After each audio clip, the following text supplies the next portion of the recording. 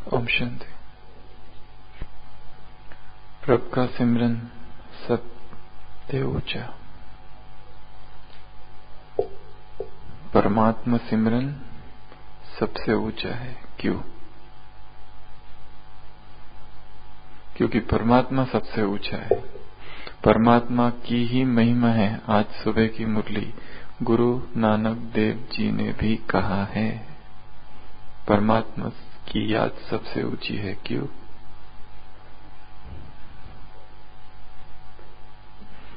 परमात्मा याद सबसे ऊंची है। क्यों? उसके ऊपर और किसी की याद नहीं।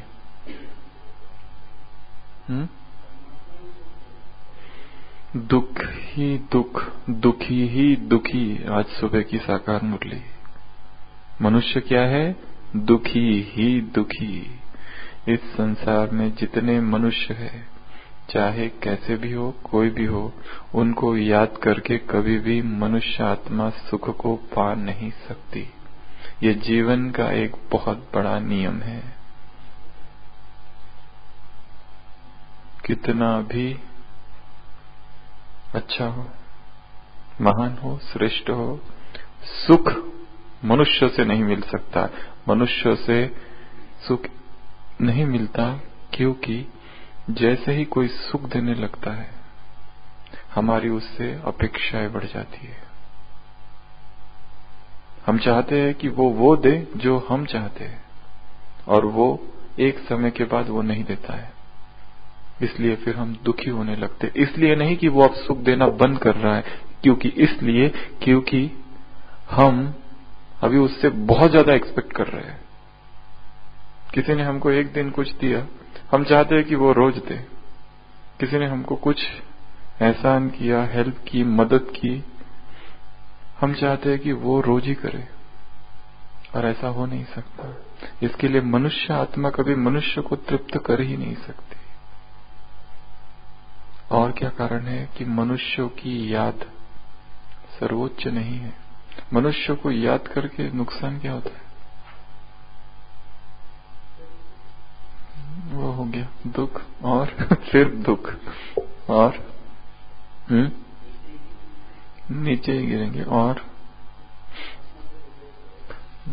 परमात्मा से बुद्धि योग टूटा रहेगा, नीचे गिरते रहेंगे। और एक है भगवान की याद, एक है मनुष्य की याद। मनुष्य की याद से क्या क्या होता है? वायरे होकर घूमते रहेंगे। मनुष्य की याद से क्या क्या होता है? कार्मिक अकाउंट्स बनते हैं। बहुत पावरफुल पॉइंट है। सूक्ष्म कार्मिक अकाउंट्स बनते हैं। जैसे हम यहाँ हैं और हम किसी को कंटिन्यूअस याद करते जा रहे हैं, ठीक है। हमने उससे कुछ कहा नहीं, उसने हमसे कुछ नहीं कहा, परंतु हमारे प्रकंपन तो पहुंच रहे हैं ना उस तक। यदि वो विकार के संकल्प है तो उस तक वो विकार के संकल्प पहुंचेंगे। यदि वो व्यर्थ संकल्प है तो वो व्यर्थ उस तक पहुंचेगा।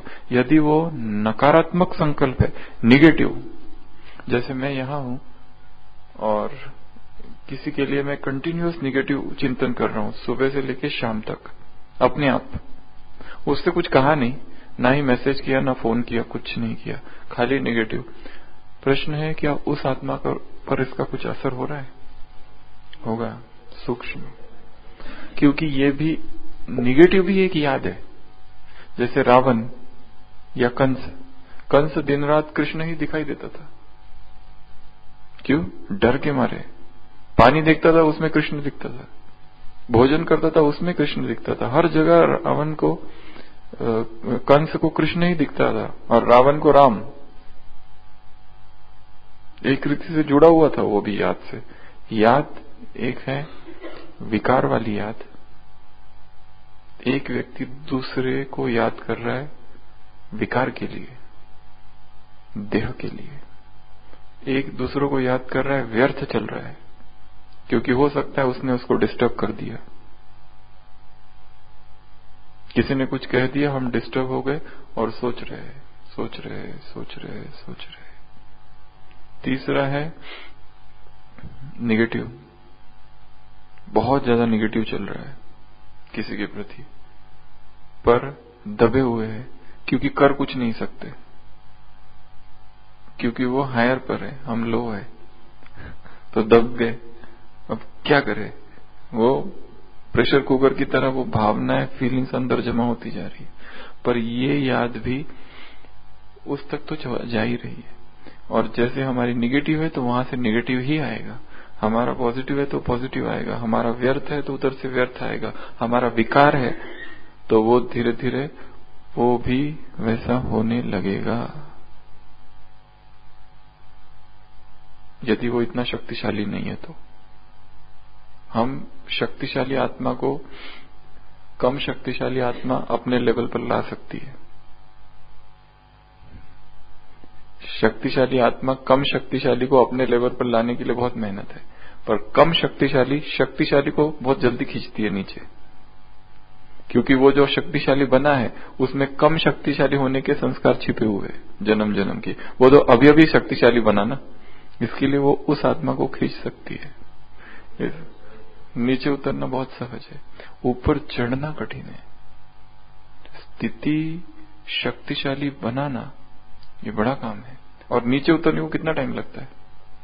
सेकंड। कारण कितने लगते हैं? कुछ भी नहीं। ये मेरी जगह है, तुम मेरी सीट पर क्यों बैठे? इतना ही कारण काफी है। मेरी सीट पर क्यों बैठे? ऊपर से सीधा नीचे। मैंने बोला था ये नहीं करना, फिर भी किया, इतना बोला और नीचे। तो नीचे उतरना बहुत आसान है। और मनुष्य की याद क्या करती है? एक तो कार्मिक अकाउंट्स बना देती है, और दुख देती है, कार्मिक अकाउंट्स बनाती है, मान अपेक्षाएं बढ़ जाती है, और फिर लगाव। हाँ, ये तो बहुत जबरदस्त पॉइंट है कि लगाव उत्पन्न होता है उस आत्मा में। किसी एक को याद करते रहो तो उससे बात करने की इच्छा होती है, फिर उससे बात नहीं करो तो बेचैनी होती है, हाँ, मिलने के लिए। बाकी लंबा प्रोसेस चालू हो जाता है। फैमिलियरिटी, दोस्ती, स्पिरिचुअल फ्रेंडशिप, लेन देन, गिफ्ट्स, सौगात, मैसेजेस, लेन देन, मैसेजेस की लेन देन, पहले मैसेजेस की, फिर स्थूल, ये सारा चालू हो जाता है। चक्र इतना जबरदस्त है, और जो इसमें फंसता है उसको तब पता चलता है पूरा फंसने के बाद, जब वो निकल नहीं सकेगा तब। शुरुआत में ही पता हो तो घुसेगा ही नहीं। अभिमन्यु का चक्र भी हुआ है, अंदर गया, फंस गया, उसके बाद मुश्किल है निकलना, क्योंकि बंधन इतने जबरदस्त है। इसलिए लगाव हो सकता है, और घृणा हो सकती है, नफरत भी हो सकती है। और मनुष्य की याद क्या करती है?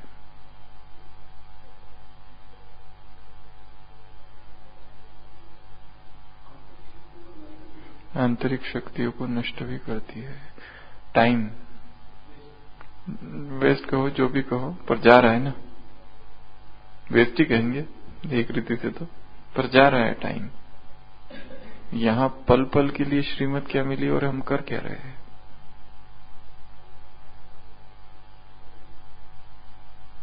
तो सबसे पहली बात जो कही है, प्रभु का सिमरन सबसे ऊंचा, इससे ऊंचा और कोई नहीं है। क्यों हम कॉम्प्रोमाइज करें कि जो ऊंचा है उसको छोड़ के नीचा वाला ले? क्योंकि नीचे वाले में दुख है, असुरक्षा है, फियर है, इनसिक्योरिटी है। वो कहीं छोड़ के चला गया तो, अभी किसी को आधार बना लिया, ठीक है, और आधार बनाया और फिर वो चला गया दूर, तो एक सेंटर पर दो लोग हैं, एक ने दूसरों को आधार बना के रखा है दूसरे को, और वो चला गया तो फिर दुखी। किसी से दोस्ती पकड़ जमा के रख दी कि वो है तभी हम वॉकिंग को जाएंगे, वो है तब हम मुरली में जाएंगे, वो है तब हम एक्सरसाइज करेंगे, जो भी। और जिस दिन वो चला नहीं है तो फिर बेचैनी, दर्द, पीड़ा। इसलिए क्या कहा? प्रभु का सिमरन सबसे ऊंचा। Divine love is the supreme. परमात्मा प्रेम जो है ना वो सुप्रीम है, उसके ऊपर इस संसार में कोई भी प्रेम नहीं है। क्योंकि ये सारे जो प्रेम है गिराने वाले हैं, दुखी करने वाले, अपेक्षा को जन्म देने वाले हैं, इनमें कहीं ना कहीं व्यक्ति बट जाता है, उसके विचार और एक फ्रस्ट्रेशन आता है, बेचैनी होती है। सबसे मेन तो अस्थिरता है,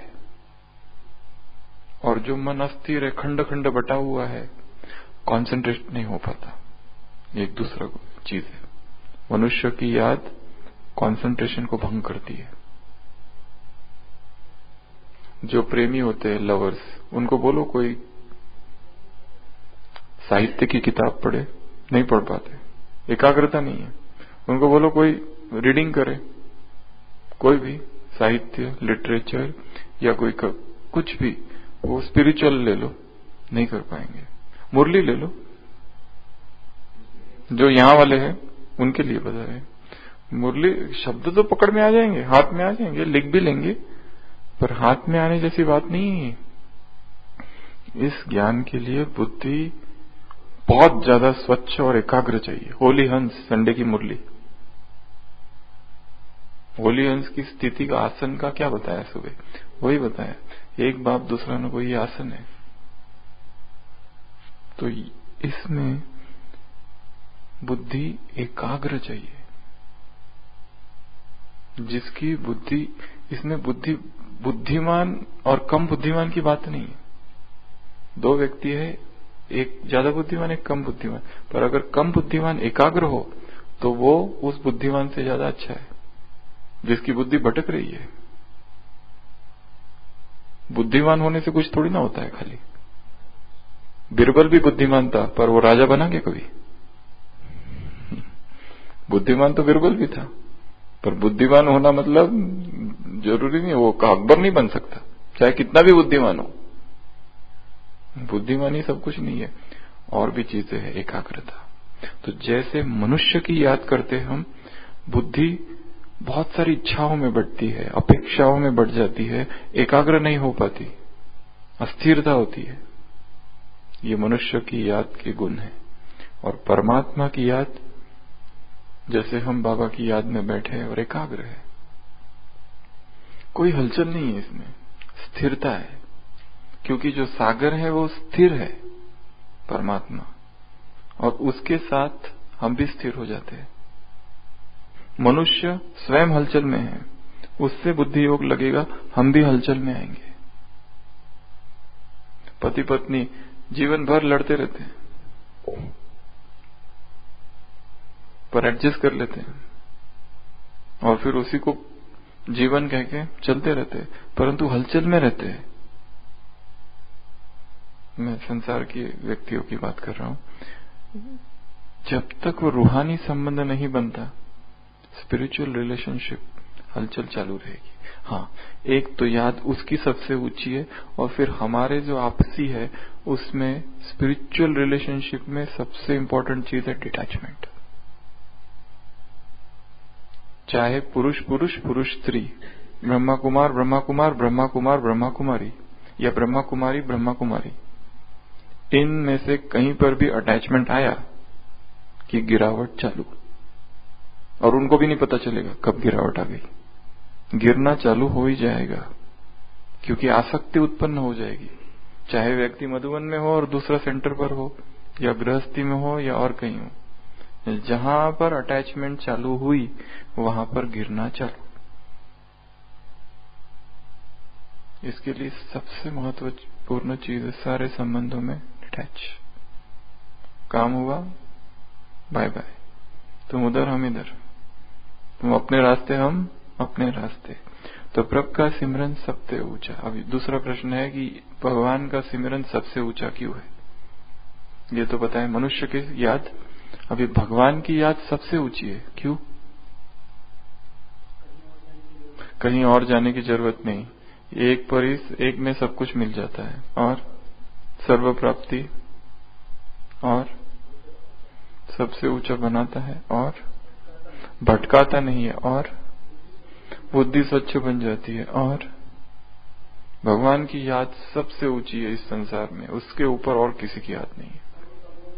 सर्व संबंधों की रचना एक से आ सकती है और किसी और के पास जाने की जरूरत ही नहीं है।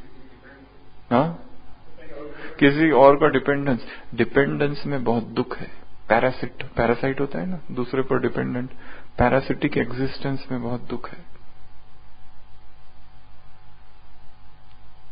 दूसरा का आश्रय ले लेना, दुख है उसमें। और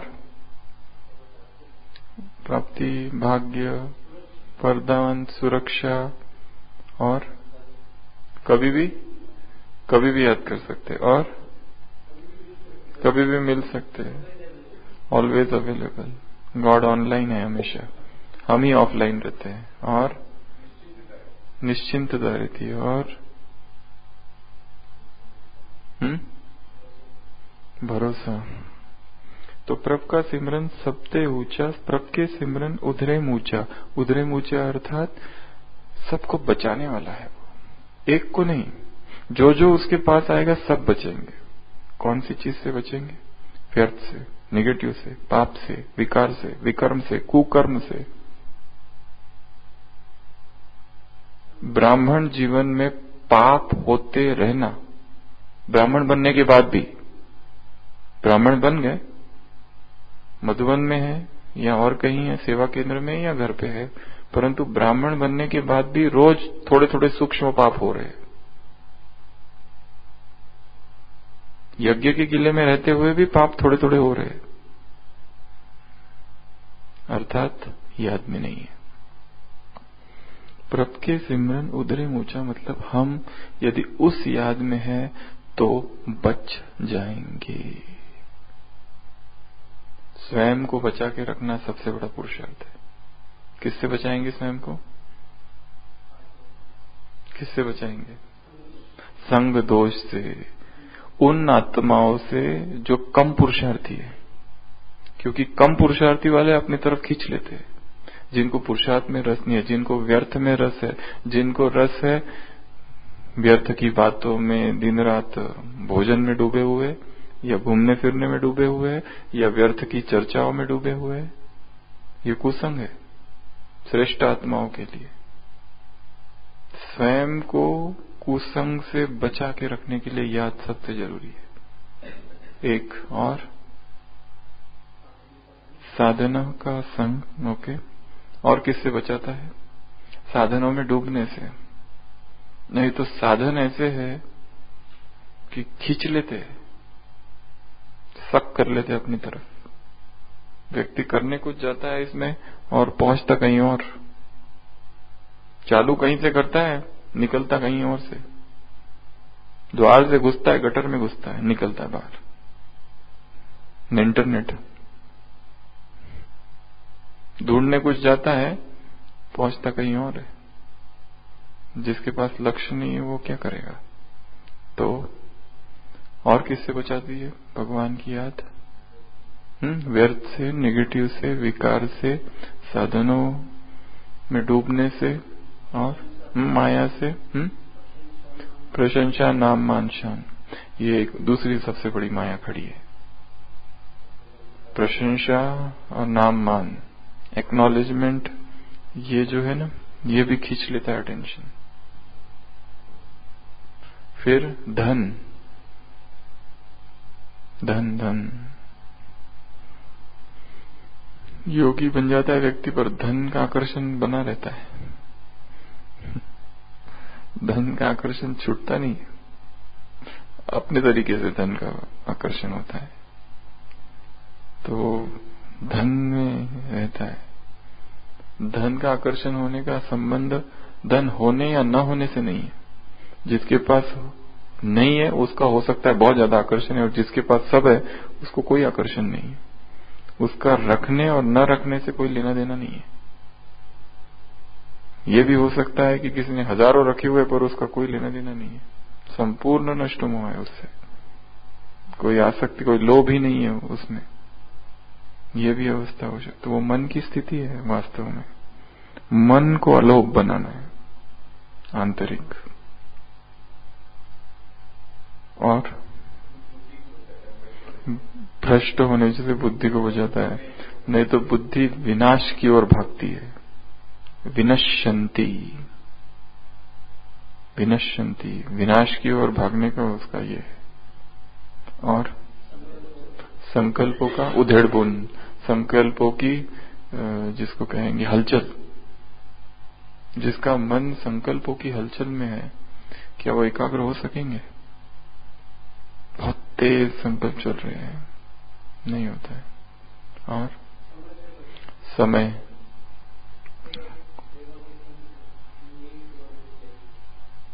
इच्छाएं, अल्पकाल की प्राप्ति से। तो प्रभ के सिमरन उधरे मूचा, अर्थात परमात्मा याद, परमात्मा सिमरन, परमात्मा प्रेम, ईश्वरीय याद, रिमेम्बरेंस, योग, ये हमको बहुत सारी चीजों से बचा देता है। इसके लिए लक्ष्य रखना है, योग का चार्ट बढ़ता जाए। जरूरी नहीं कि बैठकर ही करना है, पर बैठकर करना भी बहुत जरूरी है। दिन भर तो कर ही रहे, पर वो याद नहीं रहती जो बैठकर हो सकती है फिक्स टाइम पर। इसके लिए वो बहुत जरूरी है। तो सबसे ऊंची है याद, ये पहला पॉइंट। दूसरा पॉइंट है बचाने वाली है। तीसरा है प्रभ के सिमरन तृष्णा बुझे, तृष्णा, प्यास, इच्छाएं, जो संसार की इच्छाएं है कभी भी पूर्ण नहीं होती है। उनका स्वभाव, उनकी फितरत, उनका टेम्परामेंट, उसका स्वभाव ही है अतृप्ति। भोग का जो स्वभाव है वो क्या है? अतृप्ति। कितना भी भोगो, कितना भी भोगो, भोग हमको भोगते हैं, हम भोग को नहीं भोगते। भोग भोग के हम नष्ट हो जाते हैं, पर प्यास जाती नहीं है। इतनी गहरी प्यास है भोग की। और साधारण संकल्प से नहीं होगा वो। कल की मुरली में था दृढ़ संकल्पधारी। कल मतलब संडे की मुरली में कुमार अर्थात दृढ़ संकल्पधारी, बिजी मैन, बिजनेसमैन नहीं। यह एक बात बुद्धि में रखो, एक बात बुद्धि में रखो, एक बात पर अटेंशन। किस बात पर अटेंशन? बिजी मैन, बिजनेसमैन नहीं। और एक बात बुद्धि में रखो। कौन सी बात बुद्धि में रखो? मेरा बाबा और मेरी सेवा, बस। और बाकी झंझट में जाना ही नहीं है किधर। कौन क्या कर रहा है, किसने क्या किया, कौन किधर गया, किधर क्या चालू है, यहां वहां। स्वयं को इन सब तरफ से अलग। तो तृष्णा, इच्छाएं, तृष्णाएं, वासनाएं, इनका जो स्वभाव है बाहर की ओर भागती है। ये योग में ही एक बल है जो ये सारी इच्छाओं को कम कर देगी। क्योंकि तर्क से कितना भी समझाओ वो नहीं समझती है। योग से क्यों हो जाएगी कम? क्योंकि योग में जैसे ही आत्मा देह से अलग होगी और अशरीरीपन का उसको अनुभव होगा, उस अवस्था में ही अपने आप इच्छाएं समाप्त होगी। तब तक इच्छाएं रहेगी, हम कितना भी समझाओ ये इच्छा मुझे नहीं करनी चाहिए, ये इच्छा तो श्रीमत के विरुद्ध है, इल्लीगल।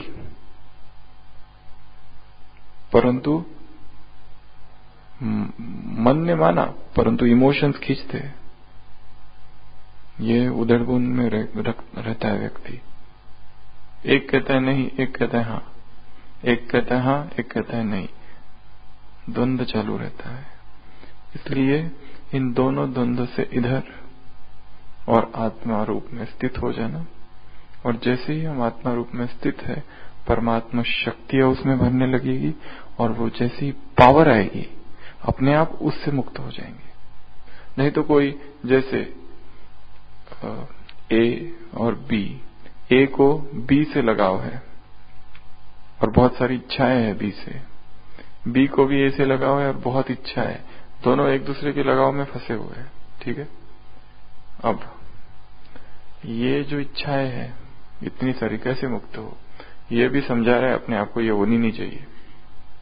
ठीक है, इसको नहीं होती तो इधर इधर होती है, कभी इधर होती है कभी इधर होती है, और दोनों एक दूसरे को प्रभावित करते हैं। अब क्या किया जाए कि इस चक्र से ही व्यक्ति मुक्त हो जाए? योग, योग का अभ्यास, जिसमें वो अनुभव करे मैं ये भी नहीं, ये भी नहीं, ये भी नहीं, ये भी नहीं, ये रोल है, ये व्यक्ति मैं हूं ही नहीं, मेरा अपना अस्तित्व ये है, माय रियल, मेरा जो रियल स्वरूप है वो ये है, मेरी रियल हस्ती। आज की मुरली में ना गीता खंडन करने से भगवान की हस्ती गुम कर दी है, आज है ना सुबह, भगवान की हस्ती गुम कर दी है। तो मेरा वजूद, एग्जिस्टेंस, मैं जो हूं वास्तविक मेरा मैं ये हूं, और ये जो नीचे वाला था ये मैं हूं ही नहीं। अपने आप को इस रोल से अलग कर देना। तो तृष्णा, इच्छाएं, छोटी इच्छा। एक चित्र किसी ने भेजा था जिसमें एक छोटी सी लड़की है, उसके हाथ में छोटा खिलौना है, टेडी बेयर। वो कहती है मेरा है, मैं नहीं दूंगी। उसके सामने भगवान खड़े हुए हैं और भगवान हाथ में पीछे एक बड़ा सा टेडी बेयर लिए हुए है ऐसे। वो कहते वो दो तो मैं दूसरा दूंगा अच्छा वाला, पर उसको दिखाते नहीं जो देने वाला है, वो पीछे है। ये उसके ऊपर है अब विश्वास करना कि ये मगर छोटा अगर छोड़ दूंगी तो बड़ा मिलेगा, संसार छोड़ोगे तो वो मिलेगा बड़ा वाला।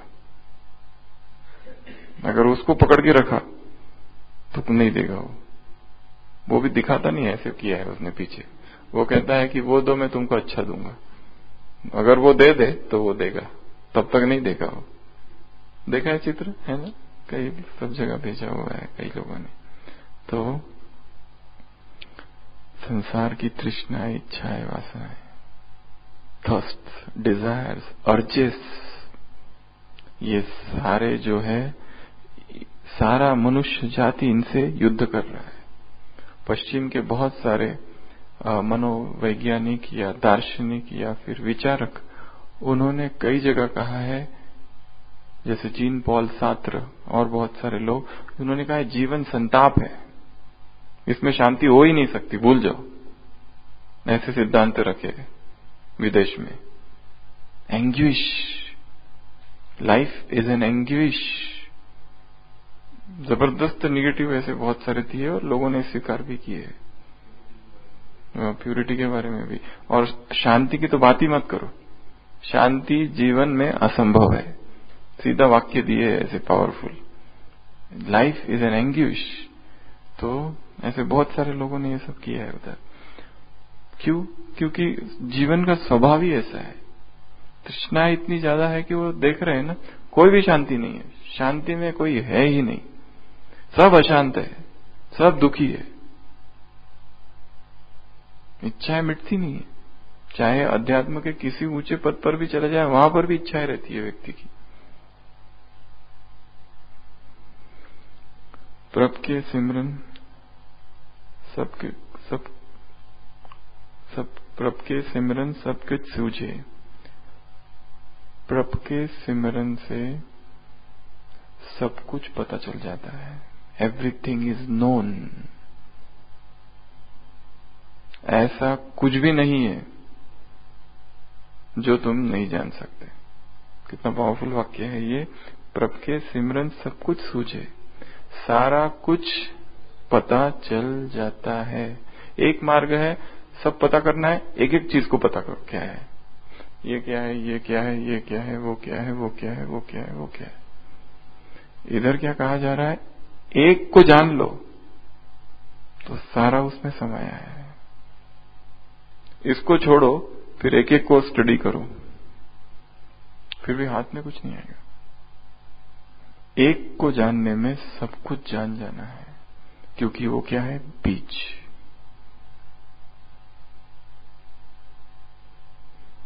एक है प्यार, जैसे इससे प्यार नहीं मिल रहा है, उससे भी प्यार नहीं मिल रहा है, उससे भी प्यार नहीं मिल रहा है।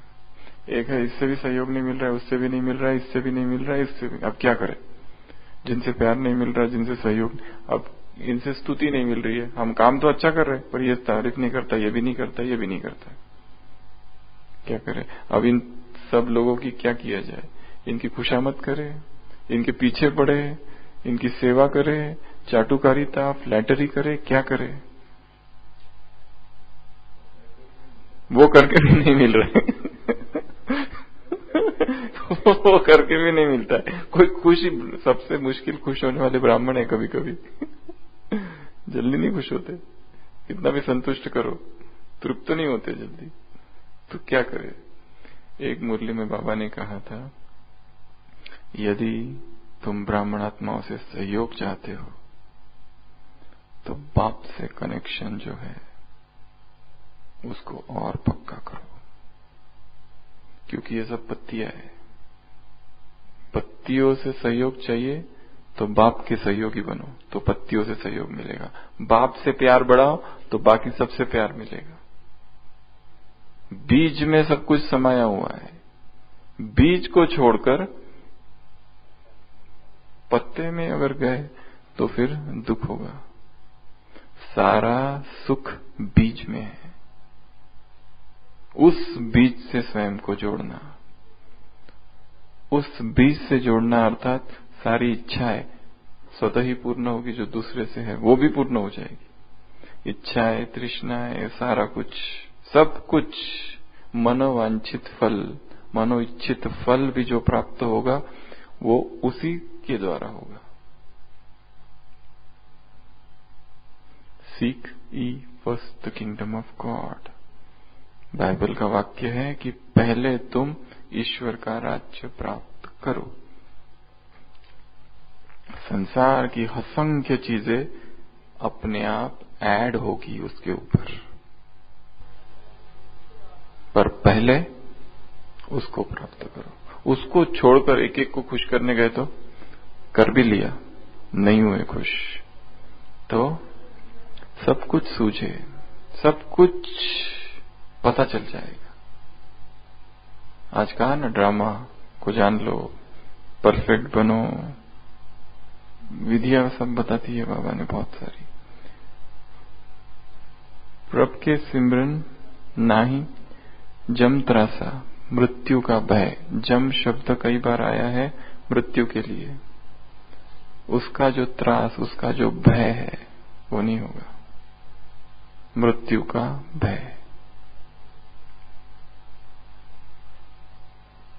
एक है आत्मा और परमात्मा का परिचय देना, एक है आत्मा की अमरता का ज्ञान दूसरों को सुनाना, पर खुद ही मृत्यु से भयभीत।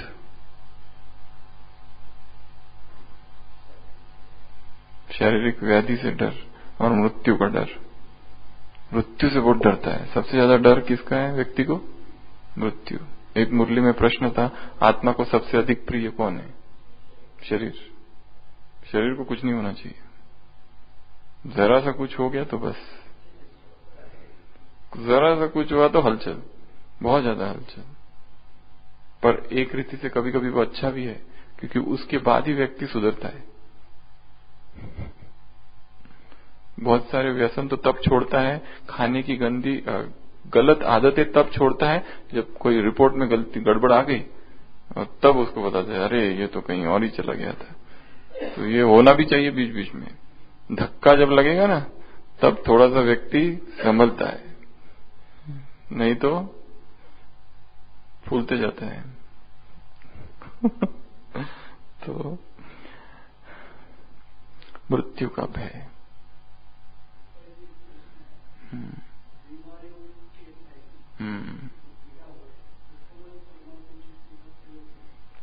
हाँ, बीमारी के समय क्या क्या करे, ऐसा ज्यादा अच्छा प्रश्न रहेगा। खाली परमात्मा को याद करने से ज्यादा बीमारी के समय क्या क्या किया जाए, ये एक बहुत अच्छा प्रश्न है। हाँ, अच्छा।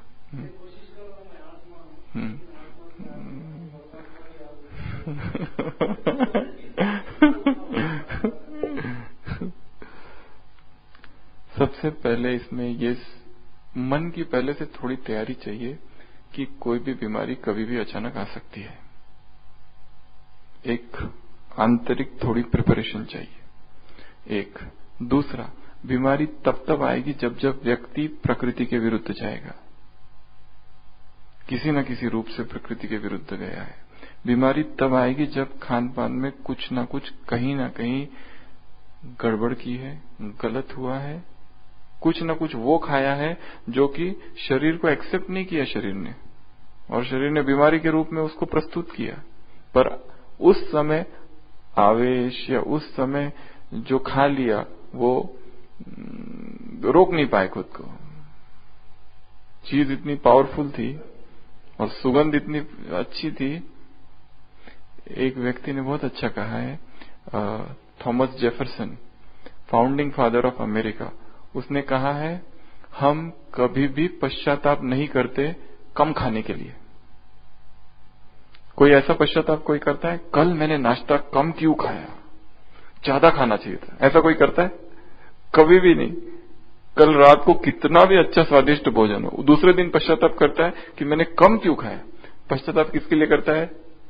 ज्यादा के लिए। मैं ज्यादा खाने के लिए पश्चाताप करता है, कम के लिए कभी भी पश्चाताप नहीं करता है। We never repent for having eaten less, कम खाने के लिए नहीं। तो एक तो ये, उसके बाद में ये सब कुछ अच्छे से करने के बाद में भी सब कुछ किया है, फिर भी बीमारी आ गई। अब आते ही यहां पर शरीर को थोड़ा आराम देना होता है। यहां पर कभी कभी बहुत सारी बीमारी केवल आराम से ठीक हो जाती है, पर यदि बीमारी में भी उसको खींचते रहे तो फिर वो थोड़ा ज्यादा हो जाता है शाम तक। एक तो ये। दूसरा, जैसे ही बीमारी आना चालू हुई या लगा अब आ रही है, ठीक है, संकेत आने लगते हैं उसके, बॉडी पेन या कुछ, अपने मन को संकल्प देना चालू कर देना है। मन को तभी से संकल्प, अभी आई नहीं है, आना यहां पर है, अभी हम यहां हैं, यहां से थोड़ा लग रहा है, तभी मन धीरे धीरे कमजोर हो जाता है। पहले ही जैसे रात में लग रहा है, थोड़ा सा गर्म लग रहा है, बुखार, तो कल अमृत वेला थोड़ा लेट उठेंगे, पहले ही सोच के रखा है। अभी बुखार आया नहीं है, इधर लगा, जस्ट थोड़ा सा लग रहा है, थर्मामीटर किसी को लगाने नहीं देंगे, क्योंकि नहीं आया तो, थर्मामीटर में नहीं आया तो फिर वो तो और ही, हमारा भी तो कुछ है बुखार वगैरह। तो लगता है तो पहले ही एक कमजोर संकल्प करता है व्यक्ति कि मैं थोड़ा अभी इस तरह से थोड़ा सो जाऊंगा थोड़ा ज्यादा।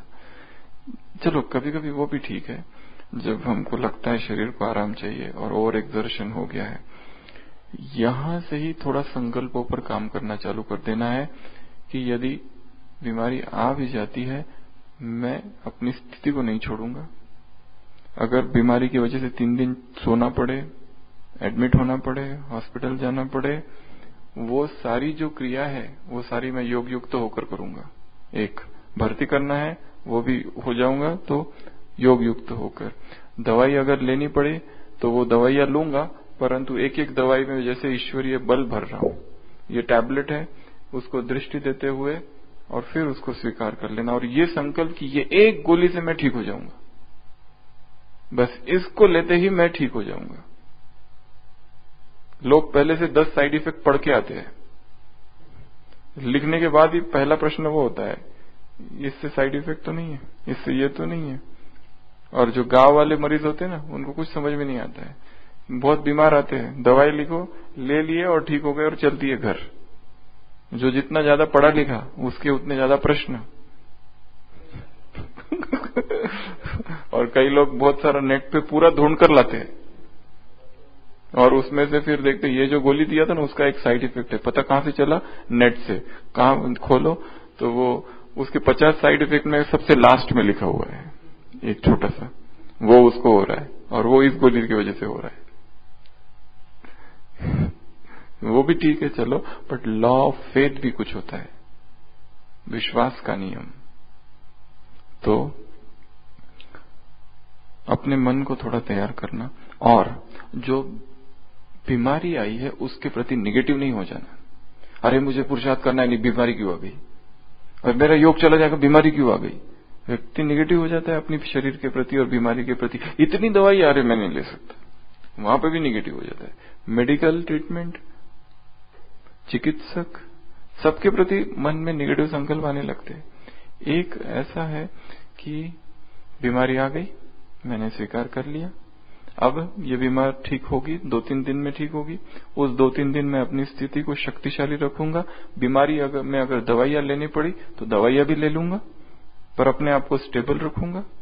और सोना पड़े, लेटना पड़े, उस अवस्था में भी मैं मुरली का कुछ न कुछ चिंतन करूंगा।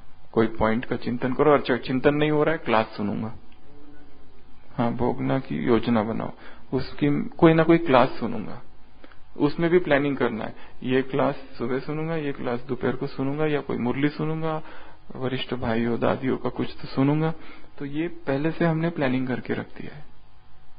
अब वो जो भोगना का समय है, वो जो क्या कहते हैं बाबा, बेड के लिए कुछ कहा है ना, पलंग पे प्लानिंग, पलंग साधन बन जाए प्लानिंग करने का। हाँ बस।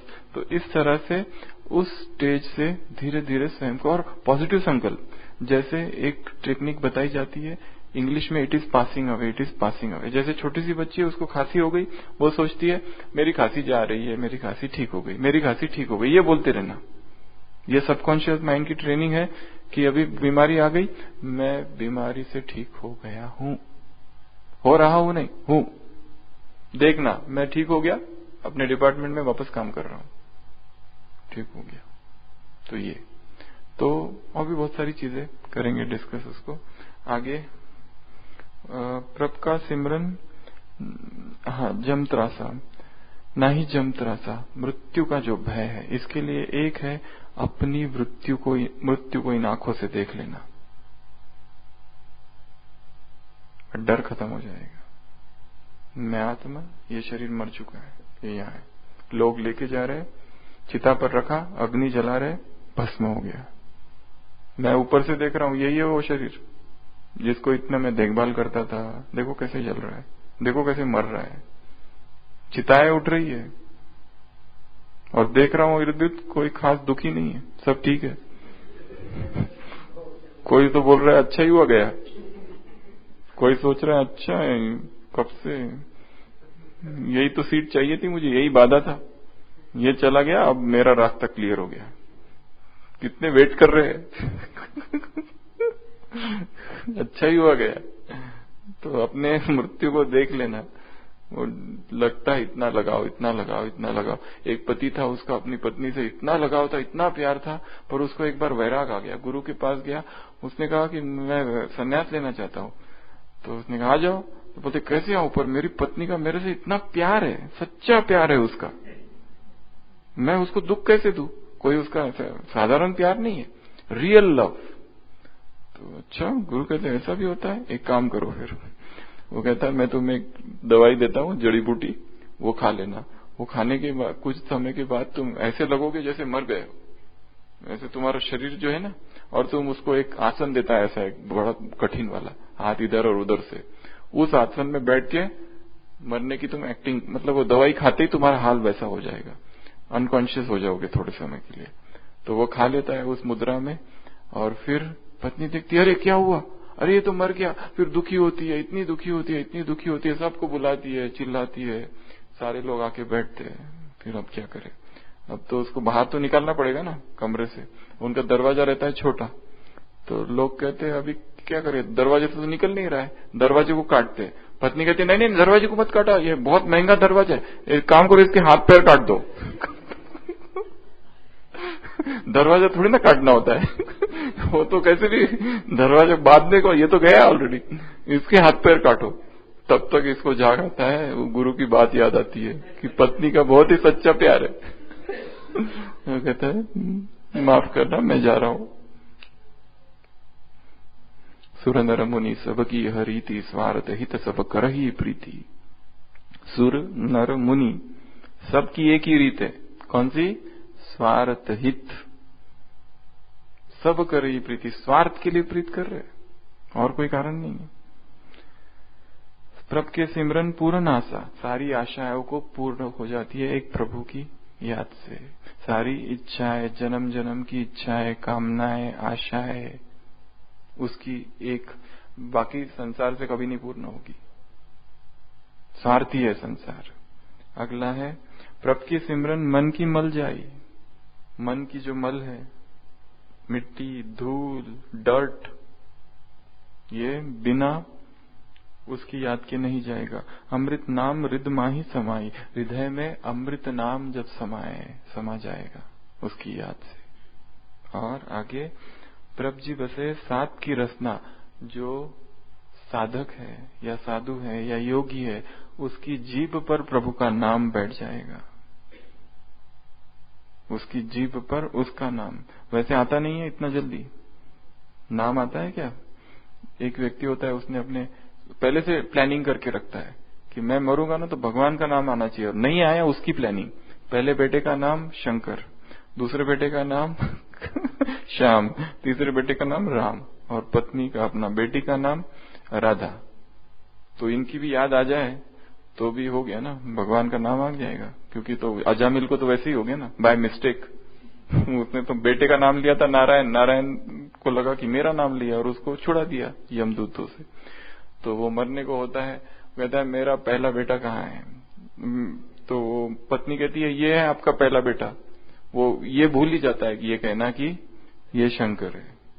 कम से कम उतना तो बोलता। पत्नी सोचती है ये देखो कौन है, तो वो कहता है ये मेरा पहला बेटा। ओह। फिर ये देखो कौन है, ये मेरा दूसरा बेटा। ये देखो कौन है, ये मेरा तीसरा बेटा। और ये कौन है? वो बोलता है मेरी बेटी। तो बोलते हम सब आपके साथ हैं। सारे मिलके बेड के पास बैठ जाते। वो मरने को है, वो कहता है सब यहाँ है तो दुकान पे कौन बैठा है फिर? तो बुद्धि संसार में है। इसलिए प्रभु जी बसे सात की रसना, नानक जन का दासन दसना। ऐसा अगर कोई हो तो मैं उसके दासों का दास हूं। नानक कह रहे हैं नानक जन का दासनी दासना। ऐसा अगर कोई व्यक्ति हो जिसके मन में भगवान समाया हुआ, जिसकी जीभ पर प्रभु का नाम है। मराठी में एक संत कहते हैं, बोले तैसा चाले त्याची वंदना पाऊले, अंगे झाड़ी न अंगन त्याचे दायित्व करीन। यदि कोई ऐसा मुझे मिल जाए जो बोलता है वही करता है, उसका घर का आंगन मैं अपने शरीर से झाड़ूंगा। अंगे झाड़ी न अंगन त्याचे दायित्व करीन, उसका दास बनूंगा। गुरु नानक देव जी कह रहे हैं कि ऐसा अगर कोई व्यक्ति होगा जिसने प्रभु के नाम को अपने हृदय में समाया हुआ है और जिसकी जबान पर उसका नाम है, उसके दास का भी दास मैं बनने को तैयार हूं। अगर ऐसा कोई व्यक्ति हो, इतना भगवान से प्यार हो, भगवान के प्रेम के आगे संसार का प्रेम क्षुद्र तुच्छ जिसको नजर आए, किसी का प्रेम नहीं चाहिए संसार के, वे सारे जो प्रेम है संसार के गौण है इस परमात्मा प्रेम के आगे। फंसते रहते एक दूसरे में, एक दूसरे को याद करते रहते, एक दूसरे के लिए मरते हैं। ये प्रेम नहीं, वो प्रेम सर्वोच्च जो प्रेम है उसमें स्वयं को डुबो के रखना है। ओम शांति।